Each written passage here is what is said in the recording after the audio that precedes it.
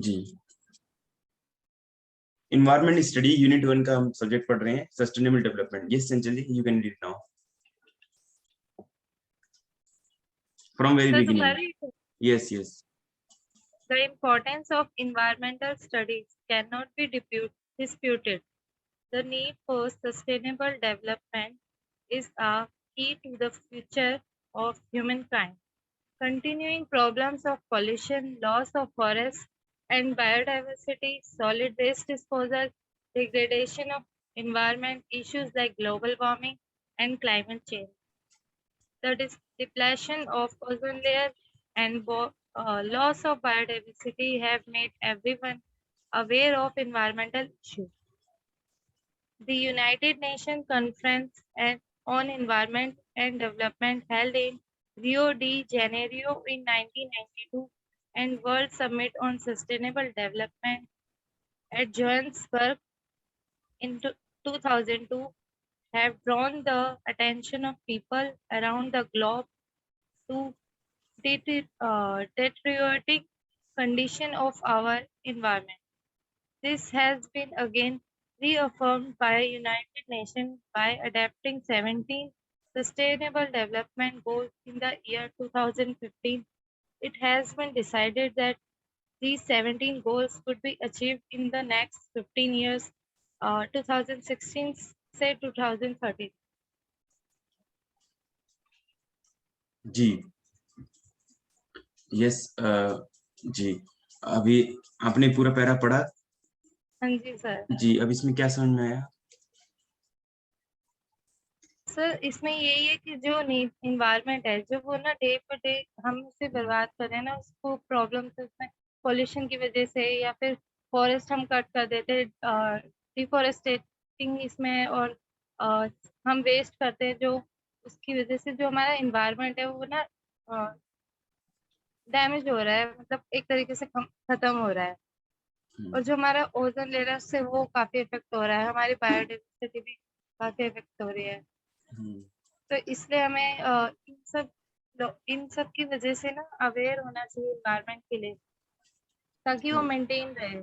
जी right. तो तो United degradation of environment, degradation मतलब एक तो अपग्रेड होना, एक तो डिग्रेड मींस लोअर ग्रेड में हम जा रहे हैं, हमारा एनवायरनमेंट खराब हो रहा है। Solid waste disposal, solid waste का डिस्पोजल जो है मुश्किल है। सॉलिड वेस्ट क्या सा वेस्ट होता है? एक तो लिक्विड वेस्ट को हम यमुना में भेज देते हैं या कहीं भी भेज देते हैं। सॉलिड वेस्ट जैसे आपका मोबाइल फोन या ये सेल फोन खराब हो गया, कुछ खराब हो गया, तो क्या करोगे उसका बताओ? ठीक है, इतना सारा वेस्ट है, इतना सारा वेस्ट है, उसका वेस्ट मैनेजमेंट जितने हम कोशिश करते हैं उससे ज्यादा वेस्ट निकल के आ रहा है। क्या होगा? आए दिन अंदर इतनी गाड़ियां हैं, खैर बाहर विदेशों में तो इतनी सारी टेक्नोलॉजी आपने जनरेट कर ली है, उन्होंने अब तो गाड़ियों को भी वो क्रश करके कुछ करके नई चीज बना लेते, लेकिन इंडिया में भी इतनी जल्दी से नहीं है टेक्नोलॉजी डेवलप इतनी। तो ये सारी चीजें, सॉलिड वेस्ट होना, डिप्लीशन होना, ओजोन लेयर का लॉस होना या बायोडाइवर्सिटी का लॉस होना, तो ये सब हमें अवेयर कर रहा है कि हम इन्वायरमेंट इश्यूज को अब मजाक में ना लें, सीरियसली लें। जो भी इन्वायरमेंटल इश्यूज हैं, तो यूनाइटेड नेशन सोचो इतनी बड़ी संस्था जब इस पे कॉन्फ्रेंस कर सकती है, environment and development held in Rio de Janeiro में 1992 में एक समिट हुआ, world summit on sustainable development. ठीक है, जॉनसनबर्ग में हुआ इसका, ठीक है, 2002 में। ये drawn attention of people from around the globe, पूरे ग्लोबल जो इस पे अटेंशन मिली, जिसमें जो हमारी कंडीशन डेट्रियोटिंग हो रही है। ठीक है, डेट्रियोटिंग मतलब कम होना, डिप्रिशिएट होना, कम वैल्यू होना उसकी, condition of our environment, this has been again reaffirm मतलब अफर्मेशन देना। तो रीअफर्म कर by united nation by adopting 17 sustainable goals. तो उन्होंने क्या बताया? 17 सस्टेनेबल डेवलपमेंट गोल्स इन 2015। तो 2015 में उन्होंने ये 17 गोल्स बताए। It has been decided that these 17 goal would be achieved in the next 15 years। यानी कि अगर 2015 में डिसीजन लिया था ये, तो अगले 15 साल कब होंगे? 2030 तक। तो यहाँ पे डिसीजन लिया गया, कौन कौन से 17 गोल्स हैं यहाँ पे आप देख सकते हैं, क्लाइमेट एक्शन वगैरह और ये चीजें हैं। ठीक है जी, नेक्स्ट पैरा कौन पढ़ेंगे? यस, भारती जी आप पढ़ेंगे जी। Good morning sir. जी गुड मॉर्निंग। रीड करना है सर। जी हाँ जी।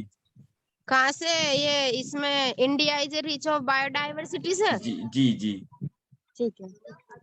India is rich in the biodiversities which provide various resources for people. Only about 1.7 million living organizations have been described and named globally. Still, many more remains to identified and described, attempt and made to convert them in exito oxide outside their natural habits and in situ in their natural habitat situations.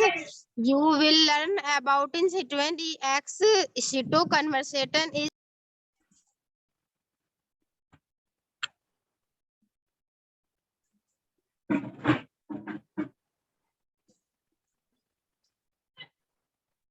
जी भारती जी।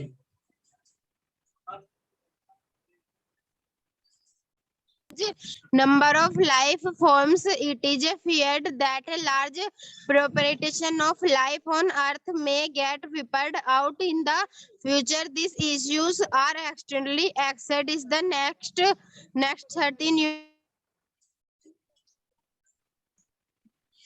जी अब इसको जो है, इसका meaning क्या हुआ इस para का, कौन समझाएगा? भारती जी या किसी और स्टूडेंट होते हैं? चंचल जी। हाँ जी सर।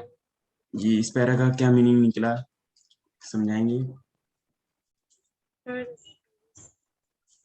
सर इसमें ये है कि जो हमारा इन्वायरमेंट है, हमारी बायोडाइवर्सिटी है, उसने हमें बहुत सारे रिसोर्सेज प्रोवाइड कर रखे हैं। और इसमें हमारी जो बायोडाइवर्सिटी, इसमें ना 1.7 मिलियन ऑर्गेनिज्म बहुत ज्यादा, मतलब इन सबके लिए है, लिविंग और नॉन लिविंग हो, फिजिकल हो, सबके लिए रिसोर्सेज प्रोवाइड कर रखे हैं।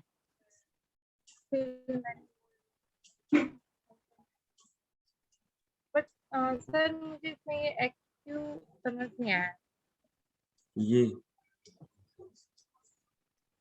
एक कंजर्वेशन होती है ना, कंजर्वेशन हो जाता है इन सिटू जब उनके हैबिटेट पे, नेचुरल हैबिटेट पे सिचुएशन पे अगर वो करते हैं outside there natural habitat.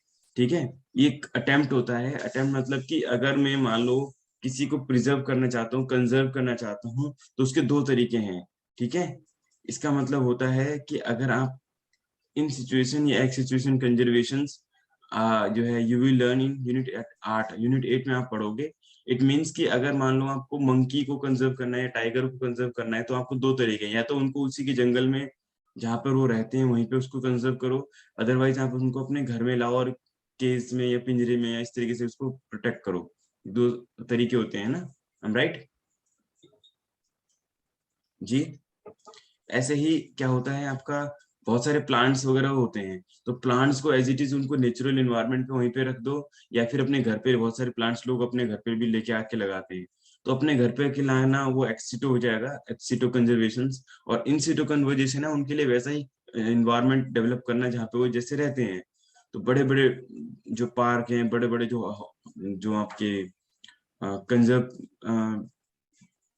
Wild कहते हैं ना, अपना सेंचुरी, वाइल्ड सेंचुरी जंगल है, बहुत सारी चीज बचा के रखे हैं, ताकि जो एजिटीज हैं उनको एजिटीज बचा के रखना, जहाँ जैसे तैसे उसी को खुला छोड़ना। ठीक है, जैसे बहुत सारे जंगल हैं, तो सुंदरवन है ये हमारा, तो काफी सारे जहाँ पे जानवरों को बिल्कुल फ्री रखा जाता है। और जो चिड़ियाघर वगैरह में वो एक्सीटो है, मतलब वो जाके किसी को हाथी को पकड़ के लाओ और यहाँ रख दो, तो गलत है ना, वो तो अपने हिसाब से मन मर्जी से नहीं कर सकता। इसी प्रकार से प्लांट्स वगैरह को भी है। एक्सिटो और इन सिटो का मतलब कंजर्वेशन से रिलेटेड है।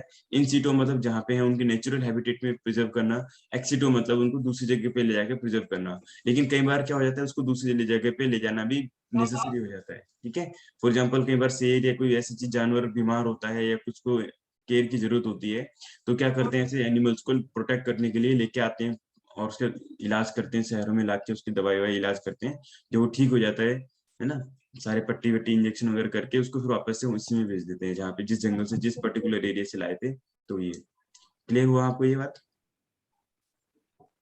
जी जल्दी क्लियर हो गया? अब जो है ये पैराग्राफ हो गया कंप्लीट। उसके बाद क्या था, रिस्पॉन्सिबिलिटी, रिस्पॉन्सिबल, ये कहते हैं environmental pollution has found a responsible loss of a large number of life forms. तो ये कौन रिस्पॉन्सिबल है इसके लिए? इसके लिए जो रिसोर्स इन्वायरमेंट जो पॉल्यूशन हो रहा है ना, ये रिस्पॉन्सिबल है large number of life form जो लाइफ की फॉर्म है, जैसे रिवर अगर गंदा होगा, नदी तालाब गंदे होंगे, तो नदी तालाब में रहने वाले अनेक जीव जो है उससे प्रभावित होंगे, और उनकी पूरी लाइफ जो है वहाँ पे रिस्पॉन्सिबल है, जो नहीं है लॉस ऑफ लाइफ, तो ये जितनी भी लॉस ऑफ लाइफ है उसके लिए रिस्पॉन्सिबल है। It is fear that a large population of life on earth may be get wiped out with the near future. ये आगे भी कह रहे हैं कि बहुत सारे ऐसे लाइफ हैं, जैसे टाइगर के बारे में बात करें, या बहुत सारे ऐसे हैं जो स्पीसीज जो है खत्म होते जा रहे हैं, विलुप्त होते जा रहे हैं। और इसी ऐसा नहीं कि सिर्फ एनिमल्स में, प्लांट्स में भी बहुत सारे ऐसे हैं, फिश वगैरह में भी हैं, तो वो चीजें धीरे धीरे कम हो रही हैं, तो उसके लिए रिस्पॉन्सिबल हमारा पॉल्यूशन है। These issues are extremely addressed in the next 13 कुछ कह रहे हैं कि जैसे अभी तो आप पहला यूनिट पढ़ रहे हो ना, यूनिट 1 पढ़ रहे हो, इसमें 14 यूनिट है, तो जब आप 14 जितने सारे यूनिट जब पढ़ोगे तो आप इसके बारे में और ज्यादा नॉलेज आपको मिल जाएगी। जी, हम पढ़ेंगे इम्पोर्टेंट ऑफ इन्वायरमेंटल स्टडीज। जी, यहाँ से कौन स्टूडेंट रीड करेंगे इनको?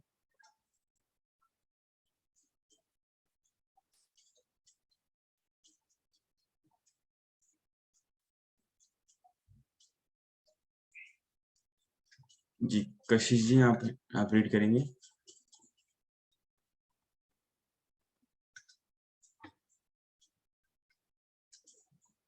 कोई भी हैंडल्स कर सकते हैं इसको। प्रियांशी जी ने हैंडल्स किया है, सन्नी जी, खुशी जी को मैं चांस देता हूँ। खुशी जी आपने रीड नहीं किया होगा ना? Good morning, sir. जी, good morning. Importance of environmental studies. The environment studies enlighten us about the importance of protection and conservation of environment. At present, due to our aggressive consumerist lifestyle and carbon-intensive industrial development, we have created a large number of environment issues, both in terms of magnitude, intensity, and complexity at local, regional, and global level. We shall study about these issues and suggestive measures for mitigation in the environment studies. Let us discuss major environmental as issues in the following paragraphs. First, environmental issues are of international importance. It has now been well recognized that environment issues like global warming, climate change, ozone layer depletion, acid rain, marine pollution, and loss of biodiversity are not merely national issues but are global issues, and hence must be tackled with international efforts and cooperation. जी, अभी para two para कर लें या फिर सारे para एक साथ कर लें? सर थोड़ा लॉन्ग हो जाएगा तो एक एक करके करते हैं। हाँ ठीक है, इसको बताइए क्या है पढ़ा आपने इन्वायरमेंटल इम्पोर्टेंस के बारे में? The environment studies enlighten us about the importance of protection and conservation of environment. इसका मतलब ये हुआ सर कि environment studies जो है वो हमें जो environment की protection है, उससे बचाव को लेके जो भी इसकी importance है वो उसके बारे में बताती है. At present, due to our aggressive consumerist lifestyle and carbon intensive industrial development, we have created a large number of environment issues, both in terms of magnitude, intensity and complexity at local, regional and global level. जो हमारा current situation है, जो हम जिस type से हम जो चीज़ों को use कर रहे हैं और जो हमारी industries हैं जो कार्बन मतलब बहुत कार्बन emission कर रही है, उन्होंने ग्लोबल लेवल पे, रीजनल लेवल पे, लोकल लेवल पे मैग्नीट्यूड, इंटेंसिटी मतलब सारे टर्म्स में हमारे एनवायरनमेंट को अफेक्ट कर रहे हैं. We shall study these issues and suggestive measures for mitigation in environment studies. इन्हें मतलब दूर करने के लिए, कम करने के लिए जो भी हमें कदम उठाने हैं इश्यूज को लेके, इसके बारे में हम environment studies में पढ़ेंगे. Let us discuss major environmental issues as issues in the following paragraphs. जो भी issues हैं उनके बारे में इन paragraphs में बताया गया है. First, environmental issues and are of international importance. It has been well recognized that environment issues like global warming, climate change, ozone layer depletion, acid rain, marine pollution, and loss of biodiversity are not merely issues but are global issues, and hence must be tackled with international efforts and cooperation. जो जो आज तक जो भी recognise किया गया है, जो भी इश्यूज एनवायरमेंट में है, जैसे global warming, climate change, ozone layer depletion, जो ओजोन का लेयर जो हट रहा है, ग्लोबल वार्मिंग जो बढ़ी हुई है, जो क्लाइमेट चेंज हो रहा है, जो एसिड रेन हो रहा है, जो मरीन पॉल्यूशन में जो पानी में जो पॉल्यूशन हो रहा है, लॉस ऑफ बायोडाइवर्सिटी, जो हमारे जीव जंतु जो खत्म हो रहे हैं, जो बायोडाइवर्सिटी धीरे धीरे खत्म हो रही है, ये सिर्फ एक हमारे नेशनल इश्यूज नहीं है, ये बल्कि पूरे कंट्रीज की इशू है, मतलब ग्लोबल इशू है। तो इसे हम इंटरनेशनल एफर्ट्स और सबके कोऑपरेशन के साथ ही इसे टैकल कर सकते हैं। सर हो गया। अच्छा, ये आपकी स्क्रीन शो हो रही है? Yes sir. ये मतलब कंप्लीट पूरा विजिबल है स्क्रीन? यस सर, विजिबल है आप रीड कर सकते हैं आगे? सर, लेकिन पीछे जो है वो उसके ऊपर वो आ रहा है, तो देख नहीं रहा सर पीछे वाला पीडीएफ। हाँ, वही मैंने कहा, ये ना बस सॉरी, मैं ऐसे